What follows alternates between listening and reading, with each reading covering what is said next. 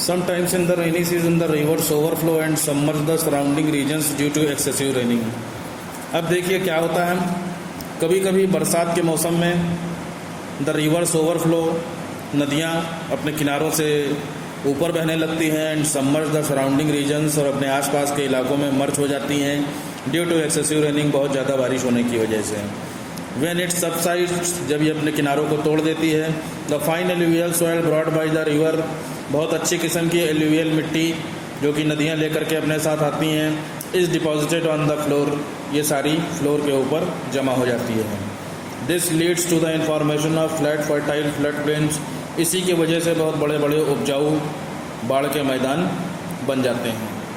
The rest river banks are called levees, ये बढ़े हुए जो नदी के किनारे होते हैं इन्हें लिवीज कहा जाता है।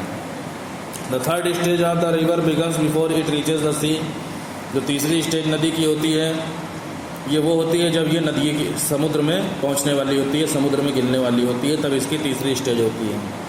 Towards the end of its journey, अपनी पूरी यात्रा में the river becomes very sluggish, नदियों में बहुत ज़्यादा उथल पुथल होती है। Due to its sluggish movements, इसके बहुत ही ज़्यादा उथल पुथल का जो मूवमेंट है या बहुत ज़्यादा स्लगिश आप कह सकते हैं, मतलब कोई फिक्स्ड पाथ ना होने की वजह से, it deposits all the sediments at its mouth, ये जितने भी भंडार हैं वो अपने माउथ के पास, यानी जहाँ भी आगे बढ़ती चली जाती है वहाँ पर सभी चीज़ों को ये जो अपने साथ लाती है उसको इकट्ठा करती रहती है। The deposited sediments create an obstacle for the river, ये भंडार सेडिमेंट्स का यानी जो मटेरियल लेकर के आती है नदी, ये नदी के रास्ते में आगे बढ़ने में उसके लिए बाधा बनती है, ऑब्स्टेकल मतलब रुकावट बनती है। And hence the river is forced to split into small rivulets, यही वो वजह है कि नदी छोटी छोटी दूसरी नदियों में टूट जाती है, अपनी सहायक नदियों में टूट जाती है, जिसे उसकी डिस्ट्रीब्यूटरीज कहा जाता है। Before the river enters the sea, समुद्र में गिरने से पहले जो नदियाँ हैं, the network of distributaries forms a delta, जो सहायक नदियाँ होती हैं नदियों की वो डेल्टा बनाती हैं। Delta triangular in shape, deltas जो होते हैं वो ट्रायंगुलर शेप के होते हैं। Ganga Brahmaputra delta is the largest delta in the world, Ganga Brahmaputra जो डेल्टा है यानी गंगा और ब्रह्मपुत्र नदियों के मिलने से जो बना है वो विश्व का सबसे बड़ा डेल्टा है। अब देखिए, all the reverse do not form a delta, सभी नदियाँ डेल्टा नहीं बनाती हैं। A river that does not form a delta has a narrow funnel shaped opening, वो नदी जो डेल्टा नहीं बनाती है उसकी जो ओपनिंग होती है वो फनल की तरह होती है, फनल की, ठीक है। फ़नल आपकी कैसी होती है, साइंस में आपने फ़नल देखा होगा, इस तरीके से आपकी फ़नल होती है ये।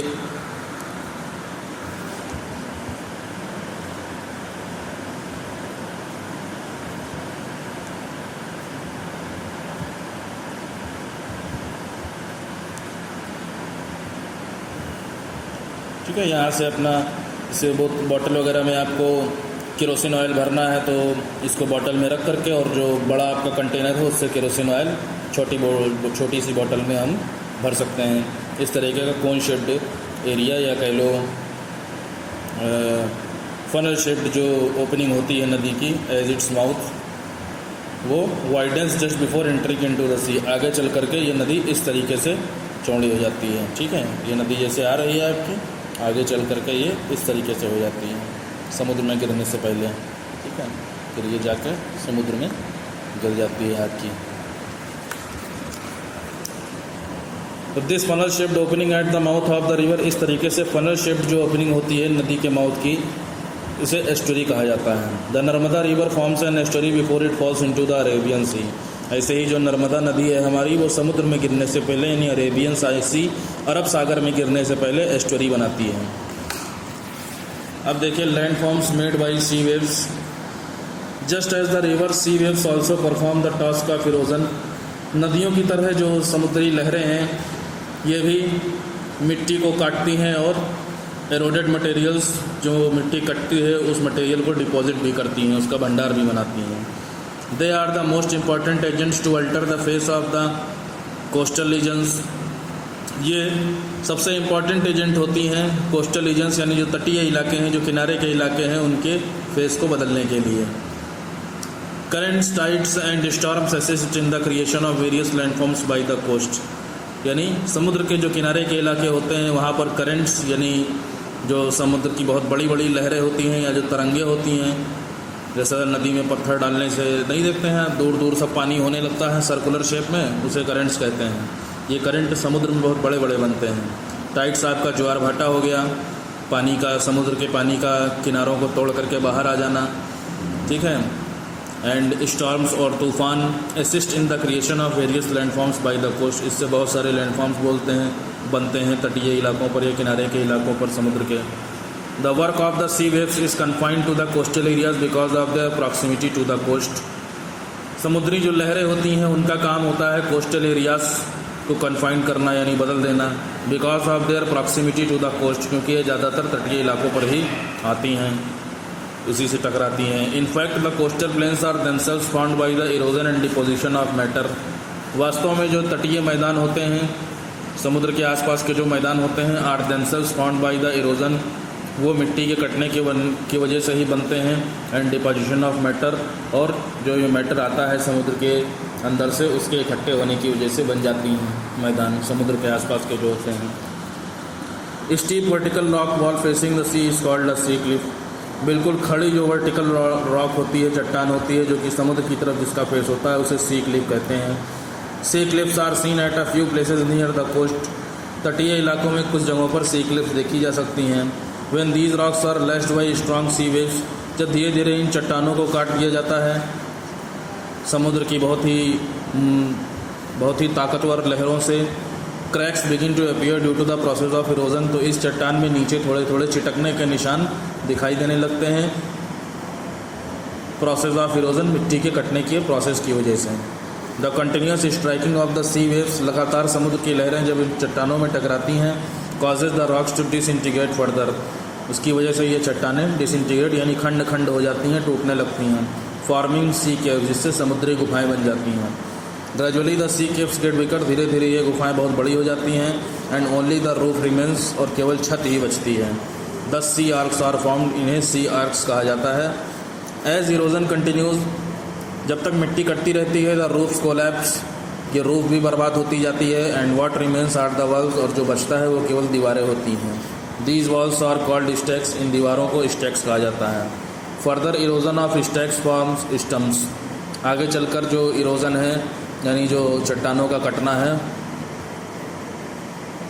स्टैक्स का जो कटना है, स्टैक्स जब इरोज होते हैं तब हमारे स्टम्प्स बनते हैं। Beaches are formed by the deposition of sand, gravel and pebbles on the sea shore. Beach जो हैं वो रेत के, ग्रेवल यानी मिट्टी हो गई, पेबल्स पत्थरों के समुद्री किनारों पर इकट्ठा होने पर हमारे बीच बन जाते हैं। सैंड बार्स, रेतीले जो होते हैं आपके, रेतीले मैदान टाइप की जगह या रेतीले किनारे, are formed when broken rock material sand and gravel gets deposited on the sea floor or little away from the coast. Sand bars तब बनते हैं जब समुद्र के किनारे से थोड़ी दूर पर सी फ्लोर पर यानी सी के अंदर ही जब बहुत सारे चट्टानी मटेरियल, रेत और मिट्टी इकट्ठा हो जाती है, तब तट से थोड़ा समुद्र की तरफ आगे बढ़ करके हमारा ये सैंड बार्स बन जाते हैं, रेत के टीले बन जाते हैं। Sand bars are narrow and elongated, ये नैरो और एलोंगेटेड यानी इन पर हम आराम से चल सकते हैं। अब क्या कह रहे हैं, sometimes a portion of the sea gets enclosed between the coast and the sand bar. कभी कभी portion of sea gets enclosed, समुद्र का जो हिस्सा है वो तट और सैंड बार के बिल्कुल पास में होता है, कोस्ट और सैंड बार के बिल्कुल पास में होता है। This enclosed water is salt water, ये जो इतना पास का जो पानी होता है इन दोनों के बीच में, ये नमकीन पानी की झील होती है। And is called the lagoon, इसे लैगून कहा जाता है। The Chilka lake in Orissa and the Pulicat lake in Tamil Nadu are large lagoons. Orissa में चिल्का लेक और पुलिकट जो लेक है तमिलनाडु में, ये बहुत बड़े बड़े लैगून हैं या झीलें हैं कह सकते हैं, बड़ी झीलों को लैगून कहते हैं। The Kerala coast has a number of small lagoons called backwaters. Kerala में भी तटीय इलाकों पर बहुत बड़ी संख्या में लैगून बने हुए हैं जिन्हें बैक वाटर्स के नाम से जाना जाता है। अब देखिए, landforms made bye glaciers, glaciers यानी बर्फीले जो पहाड़ होते हैं, पूरी बर्फ़ के पहाड़ होते हैं, उनसे लैंडफॉर्म्स कैसे बनते हैं। The height eight which a permanent cover of snow exist is called a snow line. एक ऊंचाई जहाँ पर लगातार या परमानेंट बर्फ़ मौजूद रहती है, बर्फ़ जमा होती रहती है, उसे हम स्नो लाइन कहते हैं कि बर्फ़ की लाइन कहते हैं। The areas in the higher altitudes experience snowfall. बहुत ही ऊंचाइयों के जो इलाके हैं वहाँ पर बहुत ज़्यादा बर्फ़बारी होती है। The snowfall spreads to form snow fields. बर्फ़ के गिरने की वजह से ही बहुत बड़ी बड़ी बर्फ़ की फील्ड बन जाती है। Snow fields are situated above the snow line. Snow fields snow line के ऊपर बनी होती हैं। व्हेन द टेम्परेचर इंक्रीजेज, जब धीरे धीरे तापमान बढ़ता है, the snow starts to melt, जो बर्फ़ वो इन पर इकट्ठा होती है वो पिघलने लगती है। And the river of snow starts moving very slowly, और बर्फ़ की एक नदी जो है वो धीरे धीरे आगे की तरफ बढ़ना शुरू हो जाती है। The river of snow flows out from the snow field and is called a glacier. The river of snow, बर्फ़ की ये जो नदी होती है, flows out from the snow field, ये स्नो फील्ड के इलाके से धीरे धीरे आगे बढ़ती है और इसे ही ग्लेशियर कहा जाता है।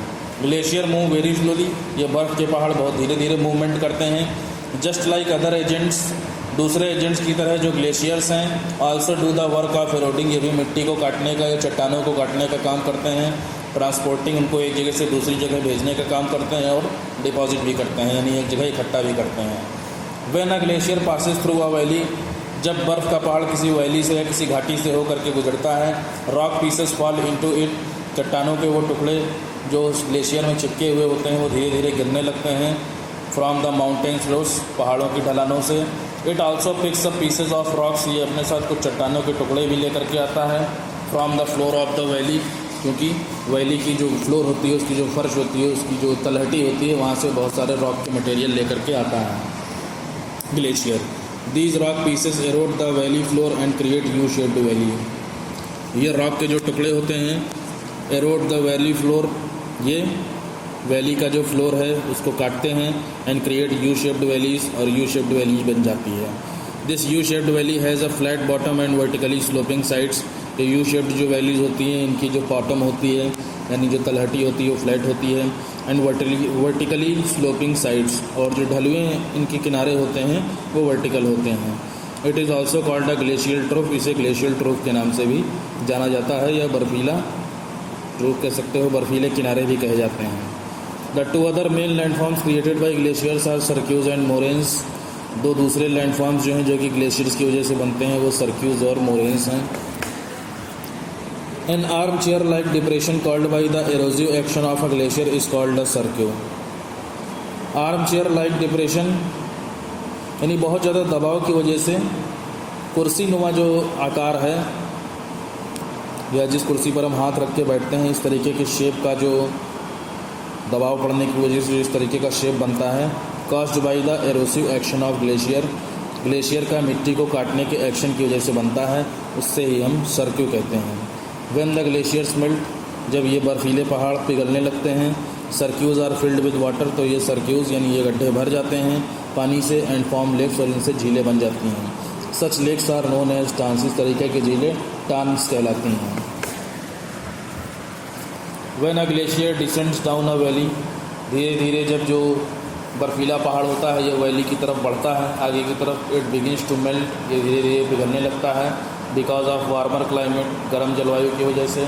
Melting of glacier reduces its capacity to carry load, बर्फीले पहाड़ों के पिघलने की वजह से इसकी लोड को या कह लो वेट को कैरी करने की जो कैपेसिटी होती है वो धीरे धीरे ख़त्म होती जाती है। Thus the rock materials it carries are deposited on the sides, इस वजह से जो रॉक का मटेरियल ये जो अपने साथ लेकर के आता है वो किनारों पर इकट्ठा होता जाता है। And the floor of the valley, और घाटी की जो तलहटी है उसमें भी ये मटेरियल डिपॉजिट होता रहता है। This deposits are known as moraines, इन्हीं भंडारों को मोरेंस के नाम से जाना जाता है। Deposits of rock materials on the floor of a valley by a glacier are known as moraines. ये देखिए, ये जो आपको रास्ता दिखाई दे रहा है, यहाँ से हमारा बर्फीला पहाड़ होकर के गुजरा है।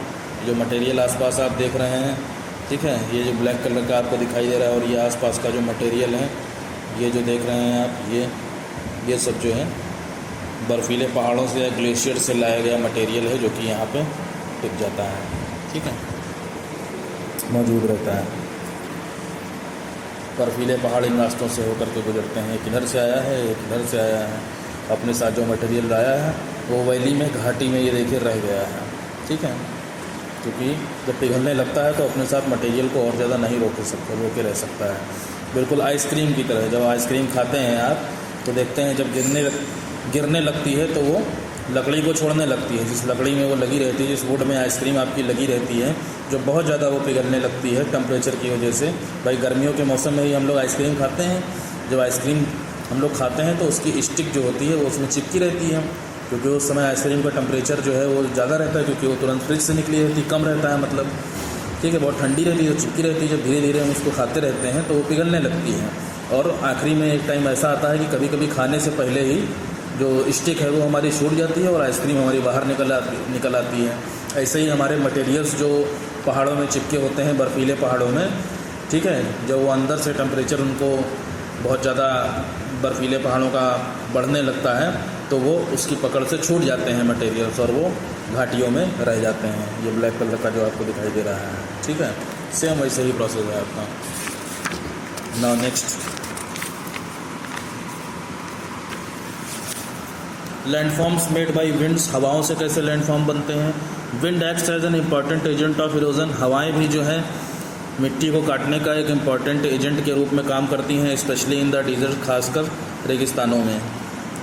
This is negligible, there is negligible humidity in the dry desert region. सूखा रेगिस्तानी जो इलाका होता है वहाँ पर ह्यूमिडिटी यानी नमी बिल्कुल ना के बराबर होती है।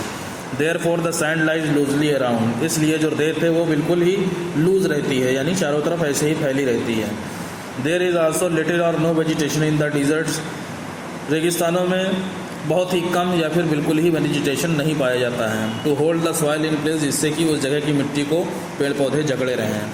Thus it is very easy for the wind, इसलिए यहाँ पर हवाओं के लिए ये बहुत ही ज़्यादा आसान होता है। टू ब्लो अवे, कि इसको उड़ा सके, and transport the sand particles to another place, और रेत के पार्टिकल्स को एक जगह से दूसरी जगह ट्रांसपोर्ट कर सके। हवाओं के लिए ये बहुत ही आसान हो जाता है। The deposition of sand particles takes place when the speed of wind reduces.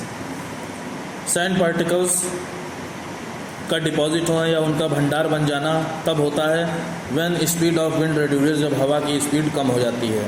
And when there is some obstruction on the way, या फिर रास्ते में कोई बाधा आ जाए या रुकावट आ जाए हवा में, तब रेत का डिपोजिशन होता है। This deposition of sand forms sand dunes. Sand का इस तरीके से डिपॉजिट होने की वजह से सैंड ड्यून बनते हैं या रेत के गुबार बन जाते हैं। A sand dune is a low hill of sand. Sand dune जो होती है वो रेत की एक छोटी पहाड़ी होती है। When winds carry fine particles of dust far away from the deserts and deposit them in humid regions, the soil so formed is called loess. जब हवा अपने साथ रेत के अच्छे पार्टिकल्स को अपने साथ उड़ा करके बहुत दूर ले जाती है रेगिस्तानों से, and deposit them in humid regions, और उनको नमी वाले इलाके में इकट्ठा करती है, the soil so formed is loess. इस तरीके से जो मिट्टी तैयार होती है जिन जगहों की, उसे लोएस मिट्टी के नाम से जाना जाता है। This is yellowish grey in colour. ये हल्के पीले या सिलेटी रंग की मिट्टी होती है। Another landform formed by the winds is mushroom rock. हवाओं की वजह से दूसरा जो लैंडफॉर्म बनता है उसे मशरूम रॉक कहते हैं। Sand laden winds strike against the rocks. रेत लिए हुए जो हवाएं होती हैं अपने साथ वो रॉक से टकराती हैं, चट्टानों से टकराती हैं, and arrowed the lower part of the rock, और चट्टानों के नीचे के हिस्से को काटती रहती हैं ये हवाएं। Such rocks have narrow bases and broad tops. इस तरीके की चट्टानें होती हैं, इनका जो बेस होता है वो बहुत ही पतला होता है, और जो टॉप्स होता है वो चौड़ा होता है, यानी ऊपर जो चोटी होती है वो चौड़ी होती है। They resemble the shape of a mushroom. ये बिल्कुल एक मशरूम के जैसा शेप बना लेती हैं, and hence are called mushroom rocks. इसी वजह से मशरूम रॉक्स के नाम से इनको जाना जाता है। ये देखिए आपको मशरूम रॉक दिखाई गई है। रेगिस्तान की ये जगह है, इस तरीके की रॉक्स पाई गई है रेगिस्तान में। नीचे से हवाएं आके नीचे के पोर्शन को काटती रहती हैं, क्योंकि उनमें सैंड पार्टिकल्स होते हैं, तो टकरा के और थोड़ी धीरे मिट्टी को काटती रहती नीचे की। तो नीचे जो है सब आपका नैरो हो जाता है, और ऊपर ये जो टॉप होता है ये ब्रॉड रहता है आपका। ठीक है, इस तरीके से हमारी मशरूम रॉक्स रेगिस्तानी इलाकों में आपको मिल जाएंगी। ये हो गया आपका chapter. Thank you very much.